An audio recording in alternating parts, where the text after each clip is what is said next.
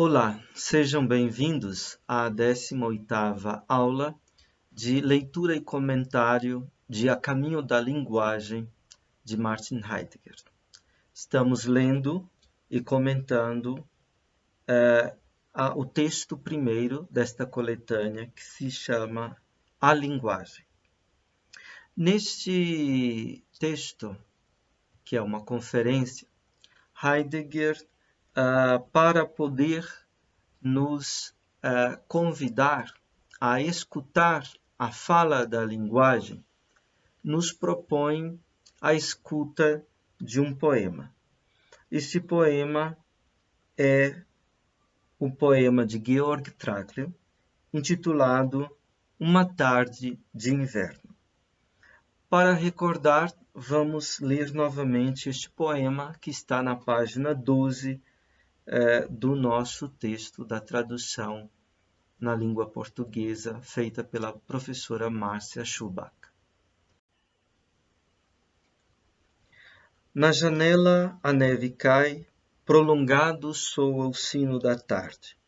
Para muitos a mesa está posta, e a casa bem servida. Alguns viandantes da errância chegam até a porta por veredas escuras. Da seiva fria da terra surge dourada a árvore dos dons. O viandante chega quieto, a dor petrificou a soleira. Aí brilha em pura claridade pão e vinho sobre a mesa. Nós já lemos os primeiros comentários de Heidegger aos versos da primeira estrofe, que diz: na janela a neve cai, prolongado soa o sino da tarde. Para muitos a mesa está posta e a casa bem servida. Heidegger nos convida a ver nestes versos o acontecimento de um nomear. Então surgiu a questão: o que é nomeado, né? E o que é nomear? O que é nomear? Nomear significa evocar para a palavra, chamar, convidar para a palavra. E nós vimos que é um movimento que se dá entre ausência e presença, distância e proximidade. E o que é que o nomear nomeia? O que é o nomeado do nomear? O nomeado do nomear são, em primeiro lugar, as coisas.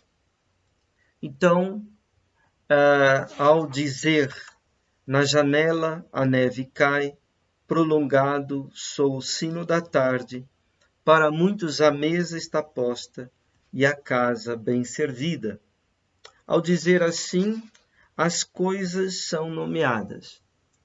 Mas então surge a pergunta: o que são as coisas? E nós vimos como Heidegger apresenta as coisas como gestos de mundo. Coisas portam, suportam, dão suporte ao mundo. Mas surge a pergunta: o que é o mundo? E nós vimos um aceno, uma indicação para esta pergunta, quando Heidegger fala do Geviert, da quadratura e de sua unidade. Os quatro, céu e terra, mortais e divinos, eles compõem a quadratura. E há uma unidade simples que unifica estes quatro. Então, o mundo aparece como a unidade simples da quadratura. Mas esta unidade ela precisa ser recolhida nas coisas. São as coisas aquilo que dão suporte ao mundo, aquilo que carrega mundo, leva ao mundo e, ao mesmo tempo, desdobram o mundo. Então, foi o que nós vimos até agora. Na página 17 do nosso texto, Heidegger dá mais alguns passos de aprofundamento em relação ao nomear as coisas e o mundo. Então, vamos ler na página 17 em diante esses novos passos do texto. Diz assim: a primeira estrofe chama as coisas para que se façam coisa, as chama para vir. O chamar que evoca as coisas, as convida e provoca para as coisas, as aconselha e recomenda para o mundo de onde elas aparecem. Assim, a primeira estrofe não nomeia simplesmente coisas, ela nomeia também mundo. Ela evoca os muitos que, enquanto mortais, pertencem à quadratura de mundo. As coisas condicionam os mortais. Isso significa que as coisas visitam propriamente os mortais com um mundo. A primeira estrofe fala ao chamar as coisas a vir. Vamos ler novamente a primeira estrofe. Ela diz: na janela a neve cai, prolongado soa o sino da tarde. Para muitos a mesa está posta, e a casa bem servida. Heidegger diz que esta primeira estrofe chama as coisas no seu coisificar. Die erste Strophe ruft die Dinge in ihr Dingen. Ela chama as coisas no seu coisificar. Em vez de chama as coisas para que se façam coisa. Esta primeira estrofe chama as coisas para que elas venham, para que elas advenham, para que elas passem da distância para a proximidade, da ausência para a presença. Então, chama as coisas no seu fazer-se coisas, no seu coisificar. O chamar evoca as coisas, as convida e provoca para o coisificar. Em vez de para as coisas, vamos traduzir para o coisificar, tomando aqui não o substantivo e sim o verbo zu den Dingen hin. As aconselha e recomenda para o mundo de onde elas aparecem.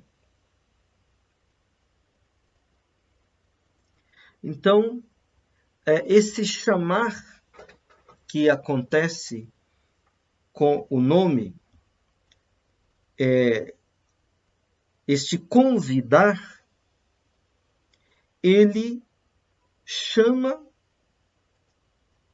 de lá para cá, ele chama da distância para a proximidade, da ausência para a ausência. E então,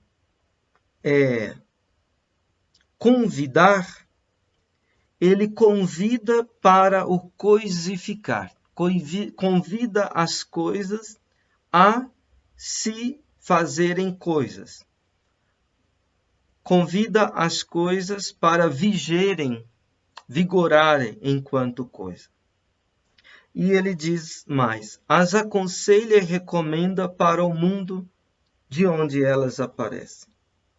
Então, ao chamar as coisas para que elas venham, se tornem presentes, se façam próximas na linguagem, se façam próximas no vigorar de coisas delas na linguagem, é o nomear recomenda o mundo recomenda as coisas para o mundo. Então entra aí a questão coisa e mundo. De onde elas aparecem? Aus der sie erscheinen. Isto é a partir do mundo que as coisas aparecem. Aparecem significa é a partir do mundo que as coisas não só se deixam ver, como também elas brilham, como também elas reluzem. Né? Então, o mundo é isto a partir de que as coisas aparecem, a partir de que as coisas vêm à luz e se mostram, e assim vindo à luz e se mostrando, elas brilham, reluzem. Assim, a primeira estrofe não nomeia simplesmente coisas, ela nomeia também mundo. Então, o que é nomeado neste nomear não é simplesmente as coisas, é também o mundo. Lembremos que as coisas são gestos do mundo. As coisas são aquilo que leva o mundo, que dá suporte ao mundo, que deixa o mundo desdobrar enquanto mundo. Ela, a primeira estrofe, evoca os muitos que, enquanto mortais, pertencem à quadratura do mundo. Diz os dois últimos versos da primeira estrofe. Para muitos, a mesa está posta e a casa bem servida. Estes muitos, portanto, evocados aqui, são os mortais. Os mortais, lembremos, pertencem à quadratura do mundo. O quarteto desta quadratura são o céu e a terra, os mortais e os divinos. Então, quando nomeia os muitos, para os muitos a mesa está posta, os muitos são os mortais.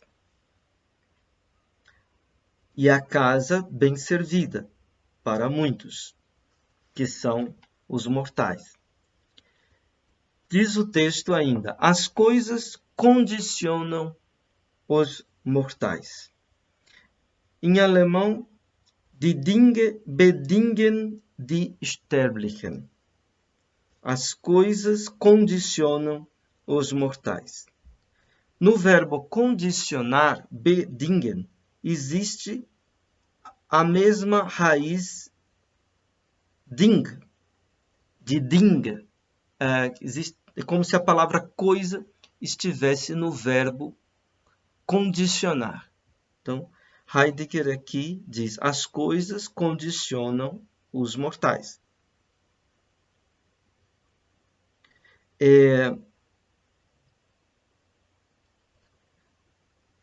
Nós buscamos, alguém disse certa vez, nós buscamos em tudo, por toda parte, sempre, o incondicionado. E encontramos sempre as coisas. Isto é, o incondicionado é aquilo que não tem caráter de coisa. As coisas são aquilo que aparecem não só como condicionadas, mas aparecem também como condicionantes. As coisas condicionam os mortais. Isso significa que as coisas visitam propriamente os mortais com o mundo. Então Heidegger usa aqui o verbo besuchen, visitar. Antes tinha o verbo einladen, que é convidar. Então nomear convida as coisas em seu coisificar. E as coisas como que correspondem ao convidar, na medida em que elas visitam os mortais, trazendo consigo a cada vez um mundo. Então, aqui o desafio é não vermos as coisas como meras coisas,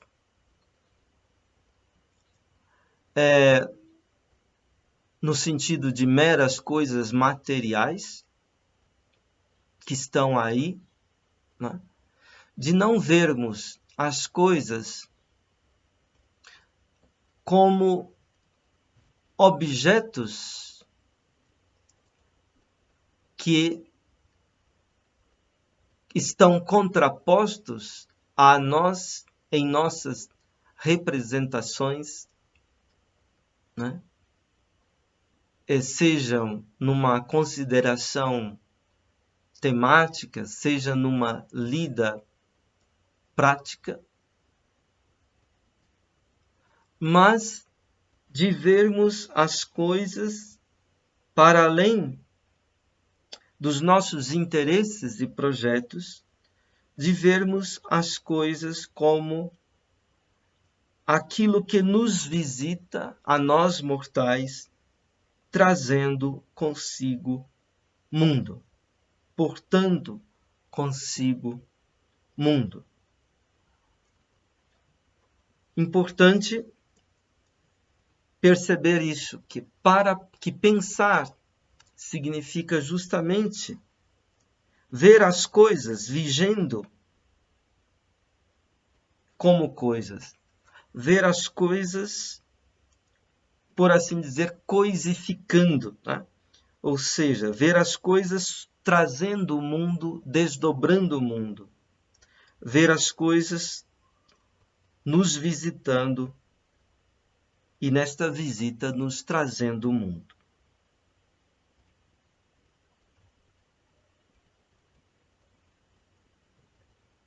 Isto é muito claro para nós quando, por exemplo, nós recebemos como dádiva, como presente, uma coisa que vem de um outro lugar, de um outro povo, de uma outra cultura. Tá? Nós claramente percebemos que aquela coisa traz consigo todo um mundo, né? Quer dizer, que aquela coisa nos deixa e faz ver todo um céu e uma terra, todo uma comunidade humana e também o relacionamento daquela comunidade humana com os divinos. No entanto, não é somente uma coisa estranha, né, que alguém nos doa, que vem de fora, mas as coisas cotidianas, as coisas mais próximas de nós, estão sempre trazendo o mundo, estão sempre visitando-nos com o mundo. Né? Mas nós, na medida em que nós as vemos simplesmente como objetos, em função de nossos interesses, em função de nossos projetos, nós não percebemos esta presença das coisas como trazendo, portando mundo. Então seria importante despertar este olhar, né, para as coisas que estão aí vigendo em nossa cotidianidade. perceber as coisas como portadoras de mundo. O artista, em geral, o poeta, ele tem esta capacidade de ver e deixar aparecer as coisas como visitas portadoras de mundo. E na linguagem o poeta chama, convida as coisas para esta visita, por assim dizer. Então Heidegger conclui este parágrafo dizendo: a primeira estrofe fala ao chamar as coisas a vir. A primeira estrofe fala na medida em que ela chama, convida as coisas para vir, para advir, para passarem da distância para a proximidade, da ausência para a presença. Agora Heidegger começa a falar da segunda estrofe. A segunda estrofe diz: alguns viandantes da errância chegam até a porta por veredas escuras. Da seiva fria da terra surge dourada a árvore dos dons. Vamos ver então o comentário de Heidegger. Ele diz assim: a segunda estrofe fala num modo diverso da primeira, mas também a chama para vir. Sua evocação tem início evocando e nomeando os mortais, alguns viandantes da errância. Não são todos os mortais, e nem os muitos que são evocados, mas apenas alguns, aqueles que viajam por veredas escuras. Esses mortais são capazes de assumir o morrer como uma travessia para a morte. Na morte, recolhe-se o encobrimento mais elevado do ser. A morte já ultrapassa todo morrer. Esses viandantes da errância devem atravessar a escuridão de suas veredas para chegar à casa e à mesa. Eles devem fazê-lo não apenas e em primeiro lugar para si mesmos, mas para os muitos, porque os muitos acreditam que basta instalarem-se em casas e sentarem-se à mesa para já estarem condicionados pelas coisas e já terem alcançado morada. Então vamos nos deter agora nesta parte do texto em que ele está comentando a segunda estrofe. Vamos ler de novo a segunda estrofe, que diz: alguns viandantes da errância chegam até a porta por veredas escuras. Da seiva fria da terra surge dourada a árvore dos dons. Então, esta estrofe também fala, mas fala de um modo diverso da primeira estrofe. Fala em outro modo do que fala a primeira estrofe. De fato, em verdade, ela chama também as coisas a virem. Mas vai haver uma diferença. Vamos depois tentar captar em que consiste essa diferença. A primeira coisa, porém, que Heidegger diz é que sua evocação tem início evocando e nomeando os mortais. Então, este evocar, ou provocar, este chamar, começa na medida em que ele evoca, convoca os mortais e nomeia os mortais. Então, aqui não as coisas são chamadas em primeiro plano, mas os mortais. E este chamamento se faz com este primeiro verso da segunda estrofe. Alguns viandantes da errância.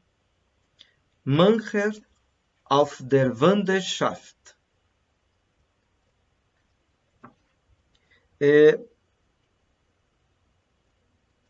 Heidegger diz: não são todos os mortais, e nem os muitos que são evocados, mas apenas alguns. Então, weder alle noch die vielen, sondern manche. Então, weder alle Sterblichen sind gerufen, noch die vielen, sondern nur manche. Então, vários mortais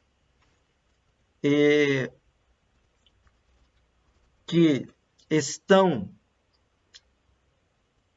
em caminho, que estão em peregrinação,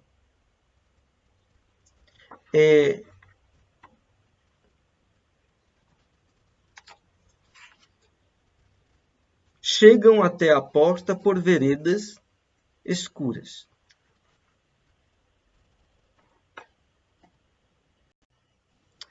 A expressão alemã Mancher auf der Wanderschaft poderia ser traduzida também vários em peregrinação.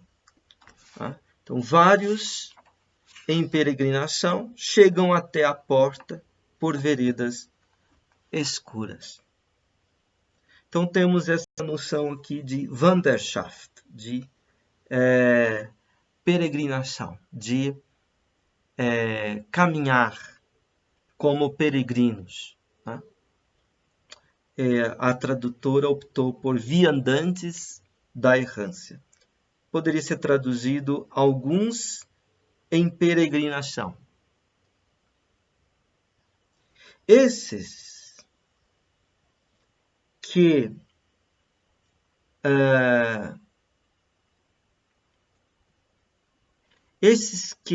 peregrinam em veredas escuras, portanto, são os mortais aqui convidados,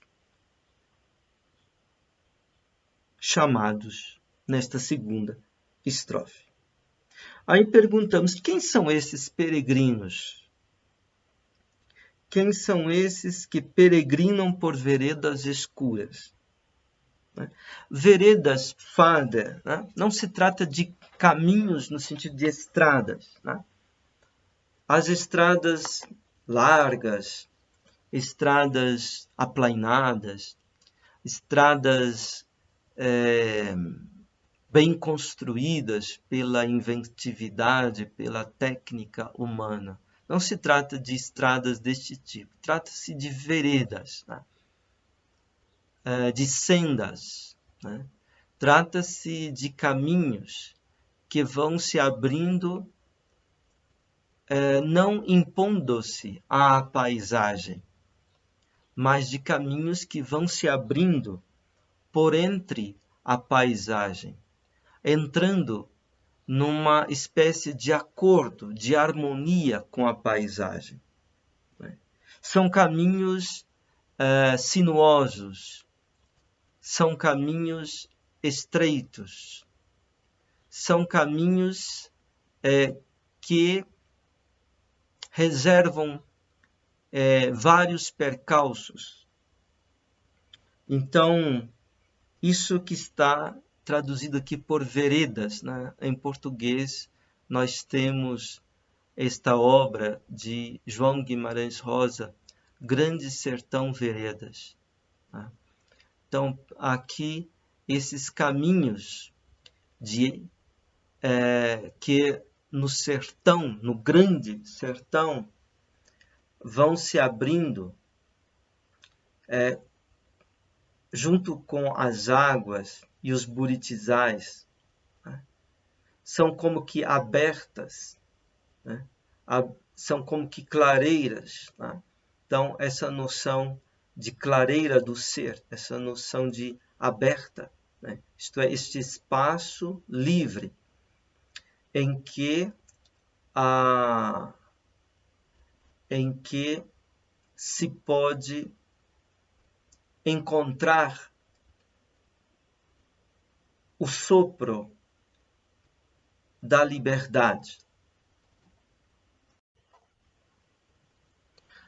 Há uma passagem no Grande Sertão Veredas em que Riobaldo, o protagonista do Grande Sertão, ele diz o seguinte: mas liberdade, aposto, ainda é só alegria de um pobre caminhozinho no dentro do ferro das grandes prisões.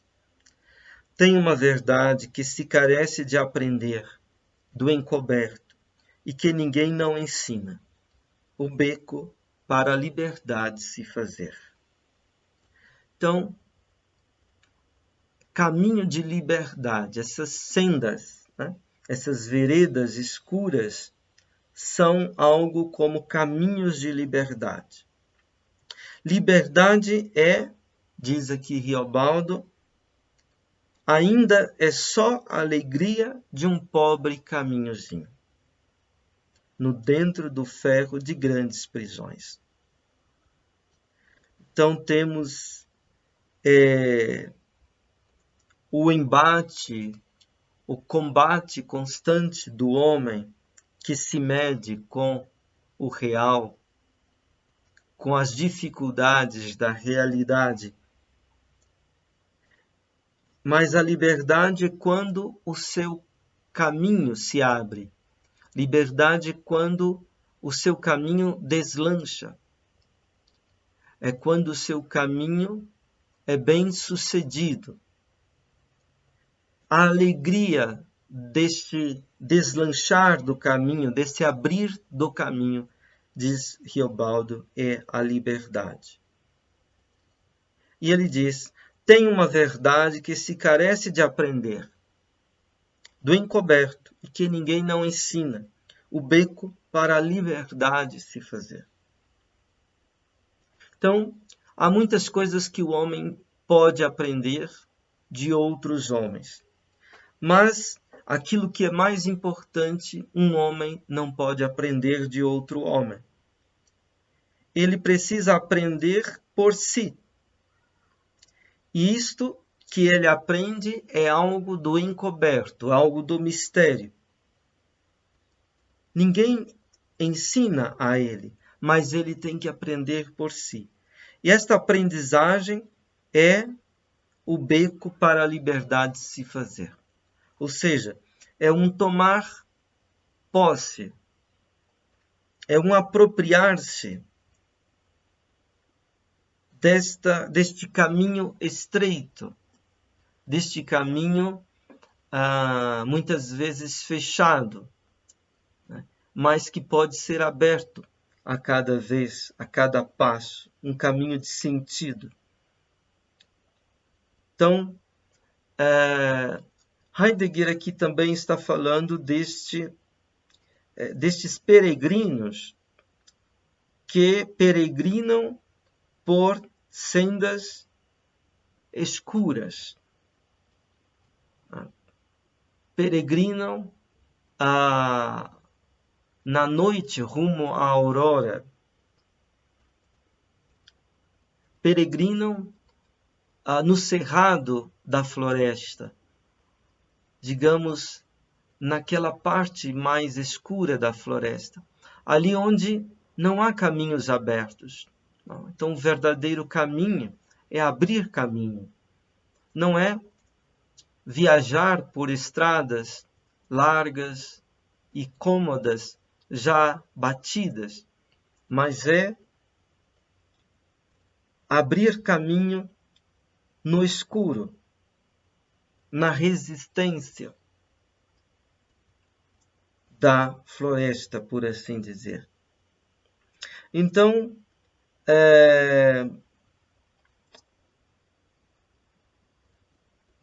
Heidegger diz que estes mortais que peregrinam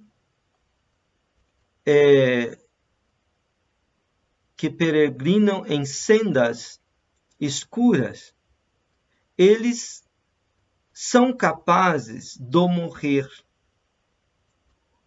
como são capazes da peregrinação para a morte. Então, aqui a tradução diz: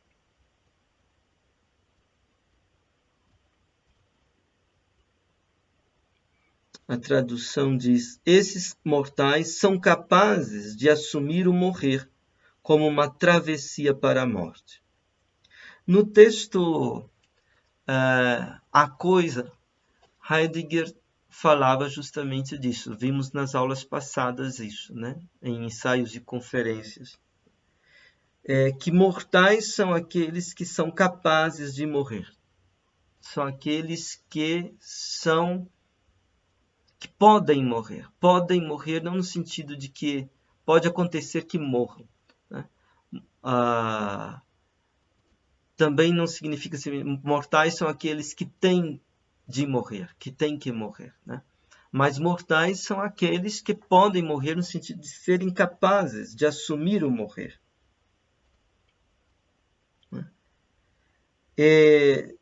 Ser capazes de assumir o morrer aqui não significa matar-se, né? Porque matar-se é justamente não assumir a morte como possibilidade, é não suportar a morte como possibilidade e ter que tomar a morte como efetividade, como realidade. Então, assumir o morrer, esse assumir o morrer é a cada dia, né? Assumir a condição de mortal, poderíamos dizer assim. Assumir o morrer não como um fim, o fim da picada, dizemos nós, né? Mas assumir o morrer como uma travessia para a morte. Então, vermögen das Sterben als die Wanderschaft zum Tode. Eles são capazes de morrer como a peregrinação para a morte. Travessia, isso lembra também o Grande Sertão, né? O que existe, de fato, propriamente dito, é o homem humano travessia, diz Riobaldo no final do Grande Sertão Veredas. Heidegger está falando aqui de uma peregrinação para a morte. Então, estes alguns são aqueles que não andam pelas estradas largas e já batidas dos muitos, mas aqueles que andam por estradas, por veredas ou sendas escuras, assumindo o morrer como uma peregrinação para a morte.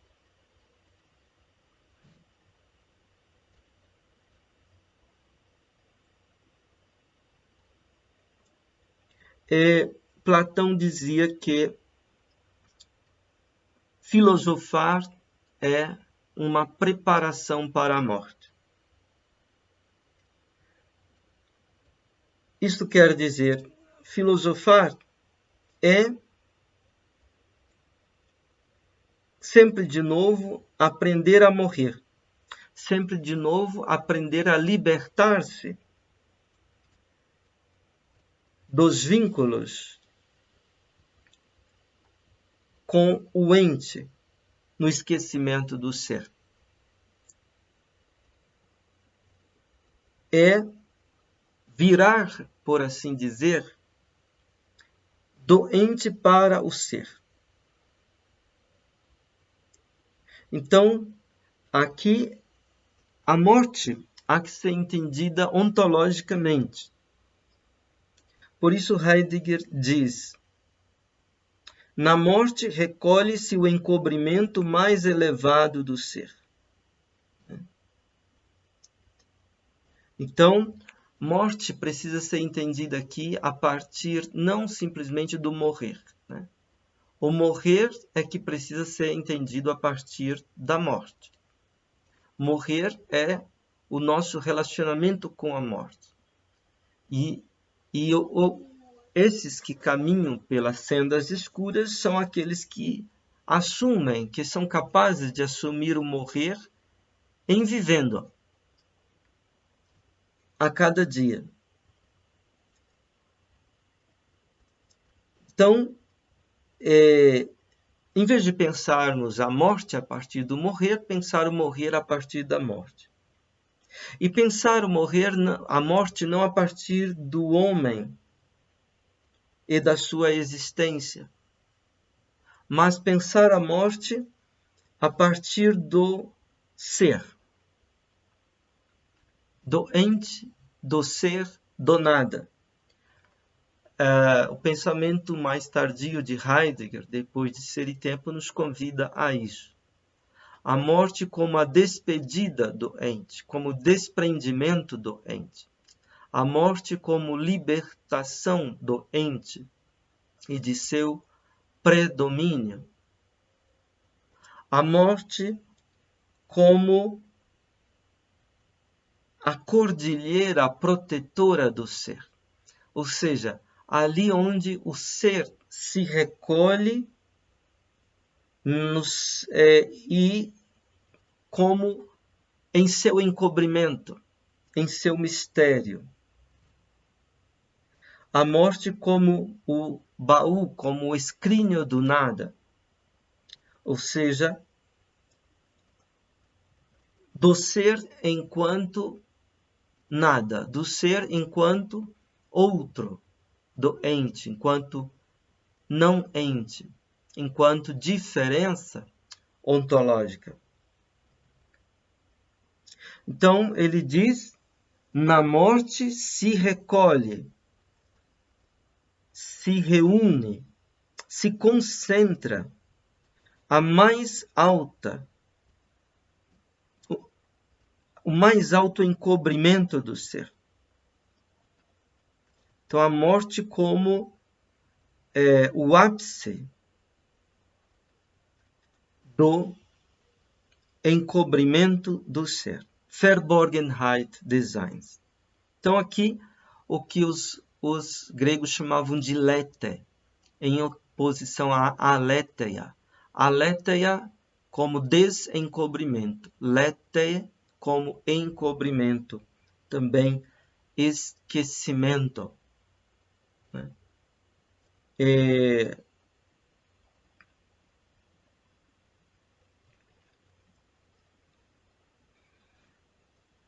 Então, aqui não tem aquele sentido patético do existencialismo em relação à morte. Não é isso que está em jogo. Aqui está em jogo essa compreensão ontológica desta leitura da morte em referência ao ser. Heidegger diz, logo em seguida, a morte já ultrapassa todo ser. A morte, ela já tomou e elevou, suprassumiu, por assim dizer, todo morrer. Né?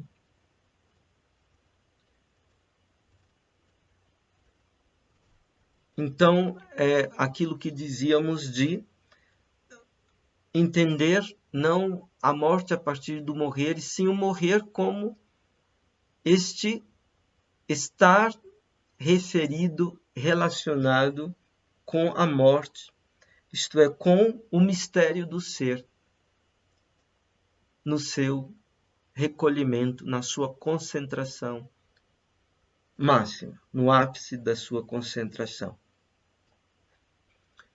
Depois, Heidegger diz, esses peregrinos devem atravessar a escuridão de suas veredas para chegar à casa e à mesa. Então, a morada, o recolhimento do estar em casa, ele pressupõe que este caminhar pelas sendas, pelas veredas escuras. Eles devem fazê-lo não apenas em primeiro lugar para si mesmos, mas para os muitos. Então, estes alguns, vários, mas não tantos, poucos, raros, certamente, que se dispõem a fazer este caminho através das veredas escuras, estes fazem este percurso, essa peregrinação, não só para eles mesmos, em função deles mesmos, mas fazem também para os muitos. Estão a serviço dos muitos. Porque os muitos acreditam que basta instalar-se em casas e sentar-se à mesa para já estarem condicionados pelas coisas e para alcançar a morada, o ethos, o abrigo para a própria essência na paz. Então, não basta ter uma residência para ter uma morada. Não basta instalar-se debaixo dos tetos de casas para ter uma morada. Não basta sentar-se à mesa para deixar acontecer o condicionamento das coisas, isto é, a visita das coisas que trazem mundo, e para alcançar morada, abrigo. Morada não é simplesmente residir. Morada é estar abrigado, albergado, encoberto, por assim dizer, na paz. Ter a própria essência recolhida na paz. A paz como esta unidade, este estar em casa, na proximidade, na vizinhança do mistério. Então, vamos ficar por aqui hoje e na próxima vez vamos dar seguimento à interpretação de Heidegger e no próximo parágrafo ele vai falar da questão dos divinos. Agora ele falou dos mortais. A próxima vez, dos divinos e da árvore dourada dos dons. Muito obrigado pela sua atenção e pela sua paciência e até a próxima oportunidade.